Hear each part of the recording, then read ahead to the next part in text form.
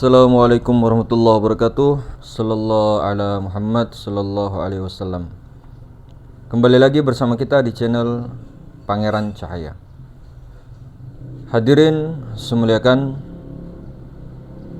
ada yang bertanya tentang bagaimana sebenarnya praktek zikir yang tidak terlipat lidah atau tidak menggunakan lidah, kemudian zikir yang bukan fikiran, zikir yang tidak terdengar oleh malaikat raqib dan atid, zikir yang tidak kena angin atau tidak diiringi angin. Itulah zikir rahasianya rahasia. Sebenarnya dia zikir diam dia. Maka sebelum ke sana, kita perhatikan balik sejarahnya Nabi Musa alaihi wassalam. Ketika beliau ingin sekali menyaksikan Allah, pengen sekali menyaksikan Allah. Ini kita ambil pelajarannya. Jadi Nabi Musa pengen sekali, bernafsu sekali, ya, menginginkan sekali untuk melihat Allah dengan nyata dan terang, jelas di depan mata Nabi Musa. Namun Allah Subhanahu wa taala tidak mengabulkan itu awalnya karena Nabi Musa alaihi wassalam pergi menghadap kepada Allah dengan dirinya, bukan dengan cahaya Allah Subhanahu wa taala yang dihembuskan kepada Nabi Musa, yaitu Sayyidina Rasulullah sallallahu alaihi wasallam, Ruhul Qudsi, ruh yang suci. Nah, di situ memang menjadi pelajaran bagi kita semua bahwa tidak bisa berjumpa dengan Allah kecuali dengan dirinya sendiri. Maksudnya itu dengan dirinya, dengan tajallinya, dengan nurnya yang paling terdekat. Itulah Rasulullah sifatnya. Jadi tidak bisa berjumpa orang itu kepada Allah hanya dengan pikiran, perasaan, namun dengan nurani itu sendiri. Jadi inilah zikir yang tidak berhuruf, tidak bersuara, namun dia sadar beserta dengan Allah Subhanahu wa taala.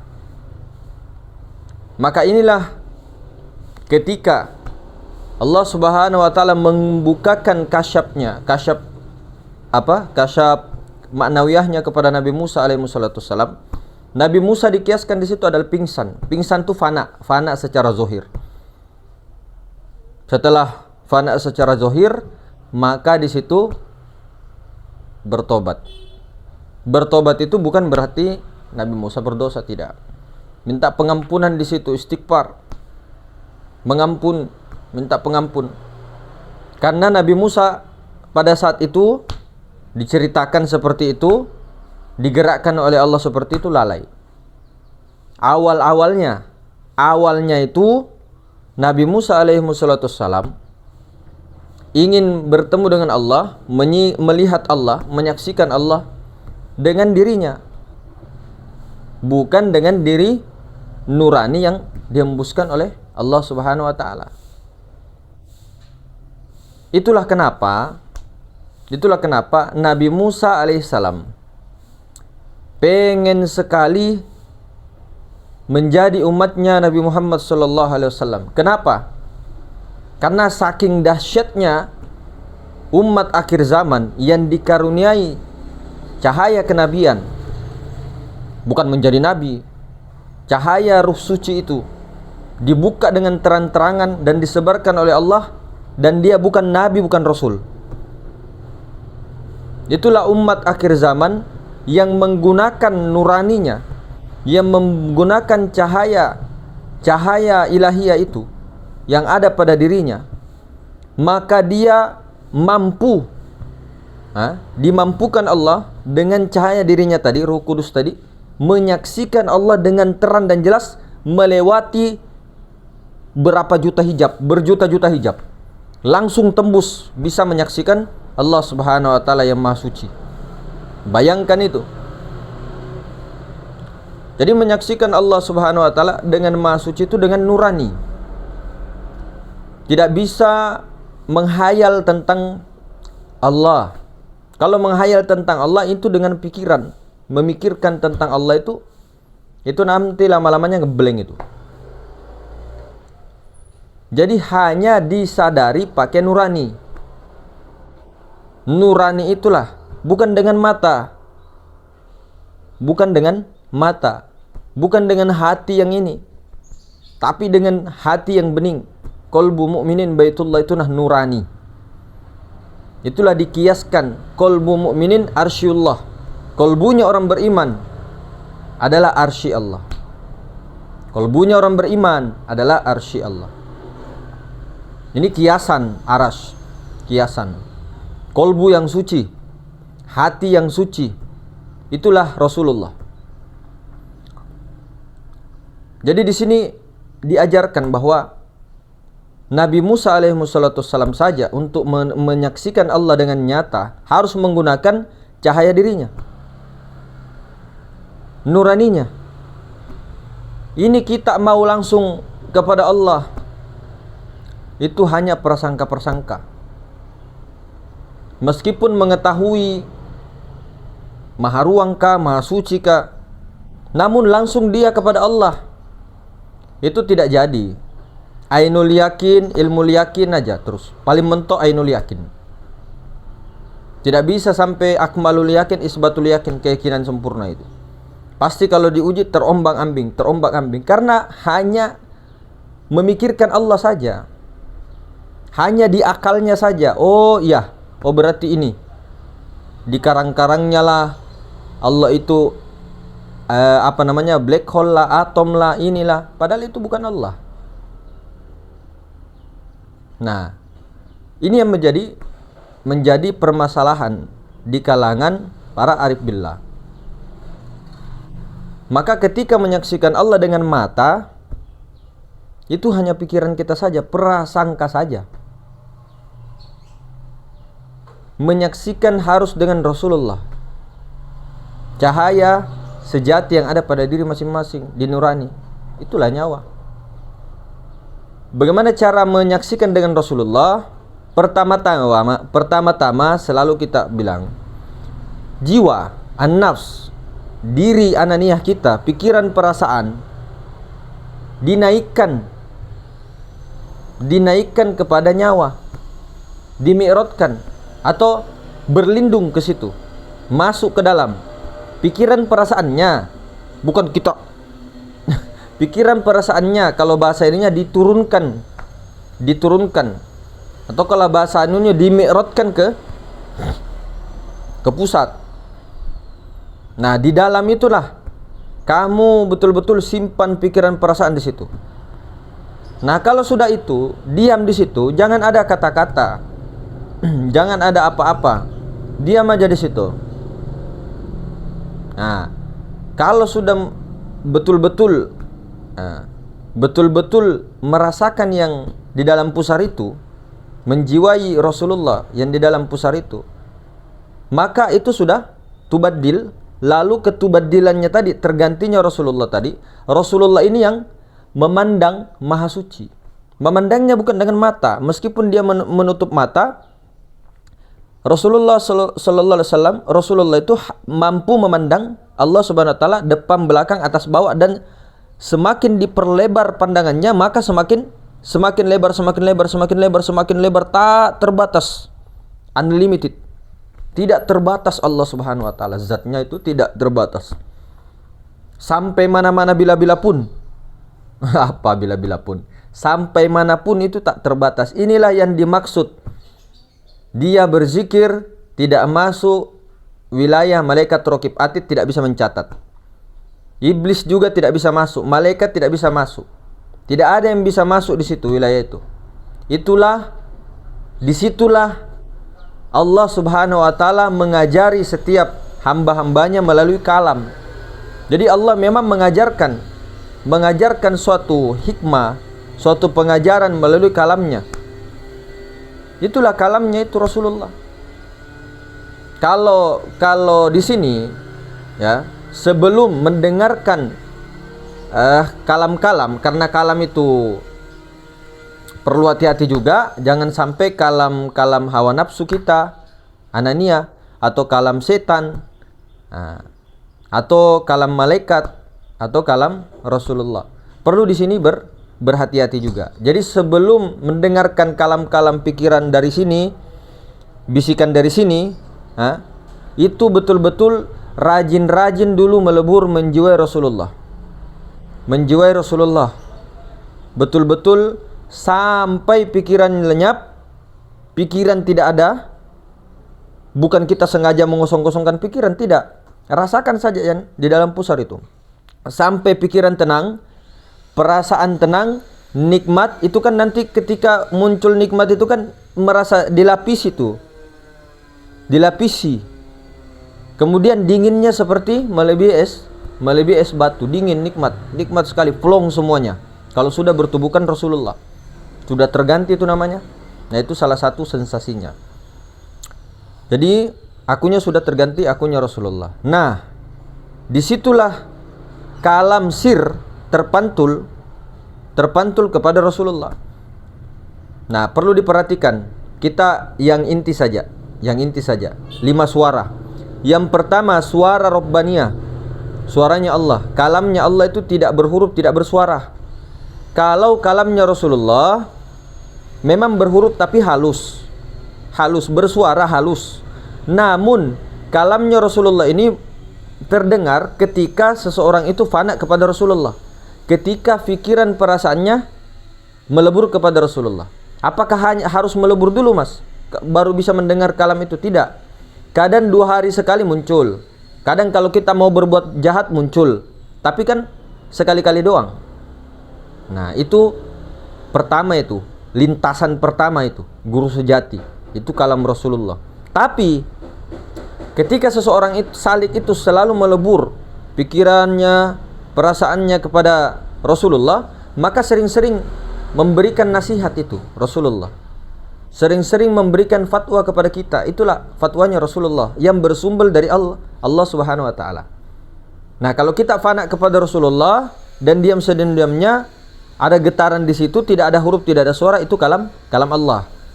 Nah, paham ya dua ini? Kalam Allah, kalam Rasulullah. Sebenarnya kalam Rasulullah juga itu bersumber dari sir Rabbaniyah, kalam Allah juga. Cuma itu bedanya tadi. Nah, kemudian ada kalam malakut, kalam malaikat. Nah, kalamnya malaikat itu berupa bisikan-bisikan, ya, bisikan-bisikan yang baik, dan itu tidak berulang-ulang, oke? Dan itu tidak menafikan syariat. Itu kalam malaikat, utusan. Nah, kalam setan itu pastinya buruk, namun tidak berulang-ulang. Dia keburukan, fasad, keburukan yang menentang syariat, namun dia tidak berulang-ulang. Itu setan. Nah, kalam hawa nafsu atau diri kita, nafsu anania kita, ini berulang-ulang terus. Sudah dilupakan, nanti terulang terus. Nah, itulah jiwa nafs anania kita itu. Jadi perlu dipelajari nih 5 suara.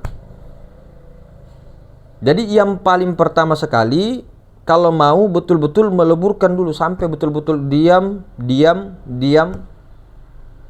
Merasakan Rasulullah, menjiwai Rasulullah sampai fana kepada Rasulullah. Nah, kalau sudah berlindung begitu, fana kepada Rasulullah, nah ini Rasulullah yang menyaksikan Allah. Bukan dengan mata, tapi dengan Rasulullah. Makanya jangan dengan mata, berlindung dulu. Berlindung terganti.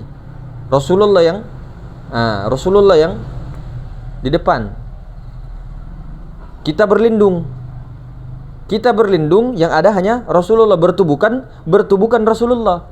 Kalau bertubuhkan Rasulullah, tinggal hubungannya disadari saja Allah Ta'ala itu. Jadi dia kelihatannya orang-orang di masjid sholat sunnah berapa rakaat, dia kerja kuli bangunan misalnya ya, atau di depan masjid duduk-duduk baring-baring aja begini, santai-santai. Namun nuraninya connect kepada Allah Subhanahu wa taala, maka itu itu Masya Allah sesaat saja lebih baik daripada 60-70 tahun ibadah. Bukan berarti kalau sudah begitu kita tidak kita meninggalkan lagi syariat, tidak ada yang perintahkan begitu. Malah kita semakin semakin menjadi Tuhan, padahal kita ini bukan mau menjadi Tuhan. Tetap ada pembeda, Tuhan tetap Tuhan, hamba tetap hamba. Tapi kalau kita berbicara ketunggalan, keesaan, yaitu dalam esa, namun ada pembeda, Tuhan tetap Tuhan, hamba tetap hamba. Zat ya zat, sifat ya sifat. Tidak bisa zat zat dikatakan sifat, sifat dikatakan zat, tidak bisa. Tetap ada pembeda. Itu dalam ilmu tauhid, ilmu ma'rifat juga begitu. Harus tetap. Tidak bisa af'al itu dikatakan Allah, tidak bisa. Kacau nanti. Namun dalam ketunggalannya, dalam keesaannya, apa itu esa? Bukan satu. Esa itu bukan satu. Esa itu tunggal. Esa itu hamba dan Tuhan esa. Zat dan sifat esa. Bukan esa itu yang selama dipahami zat saja semata-mata, bukan. Oh, jangan. Siapa yang menceraikan sifat dengan zatnya, itu alamat itu. Alamat. Orang Allah Ta'ala tajallikan sifatnya, asmanya bersamaan dengan afalnya mau diceraikan. Tidak bisa. Dalam ketunggalannya itu, Allah itu esa dari zatnya, sifatnya, asmanya dan afalnya. Jangan diceraikan. Namun jangan katakan afal itu Allah, asma itu Allah, sifat itu Allah. Jangan.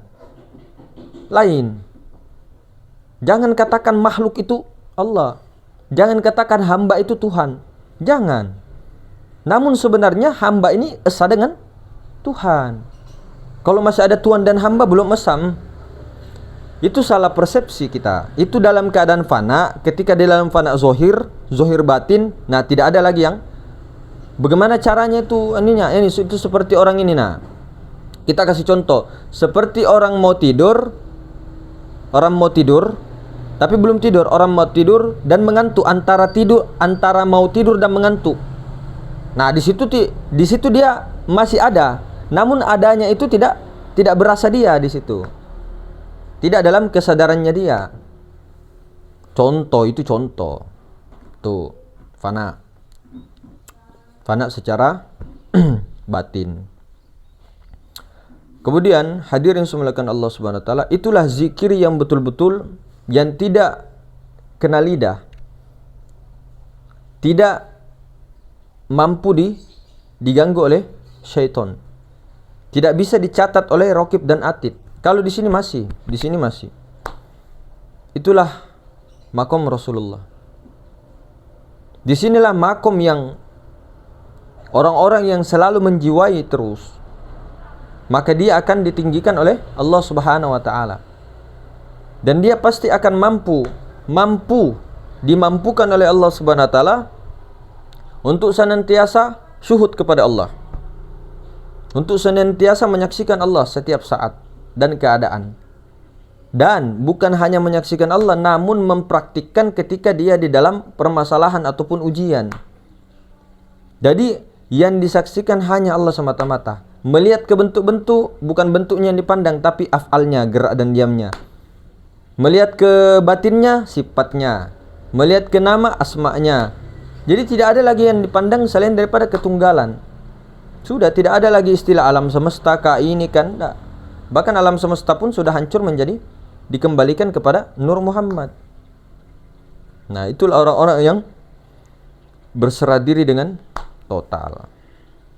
Nah, itulah yang diharapkan sebenarnya dari awal penciptaan, yaitu mengenal Allah, kemudian memuji, kemudian mengembalikan rahasia yang diemban, amanah, dan untuk menjadi khalifah. Itu saja sebenarnya.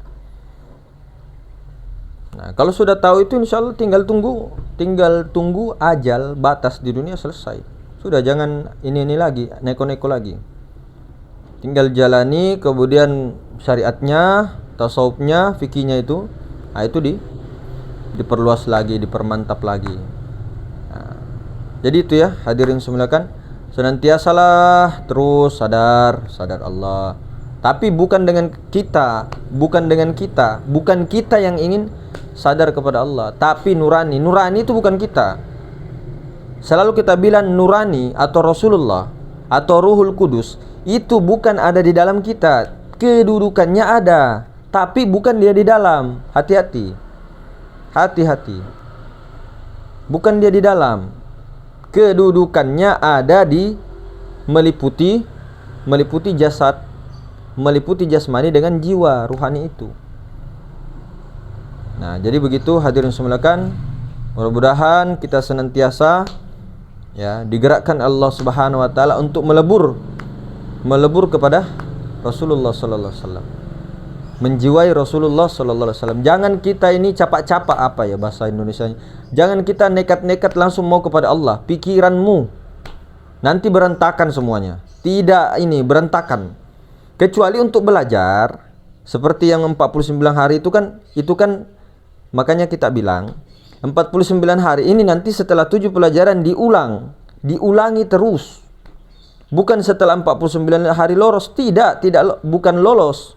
Itu hanya diberitakan coba dulu 7 hari satu pelajaran. Nanti diulang lagi entah satu pelajaran itu sampai 1 tahun kah 2 tahun kah dikerjakan. Sampai betul-betul mesra baru pindah. Nah, contoh seperti itu, atau mau 2 pelajaran saja yang diambil. Atau 1 saja. Tidak apa-apa, tidak jadi masalah. Yang penting sudah tahu maha suci, selesai. Nah, jadi mungkin begitu hadirin sekalian. Subhanakallahumma bihamdik asyhadu an la ilaha illa anta astaghfiruka wa atubu ilaik. Assalamualaikum warahmatullahi wabarakatuh.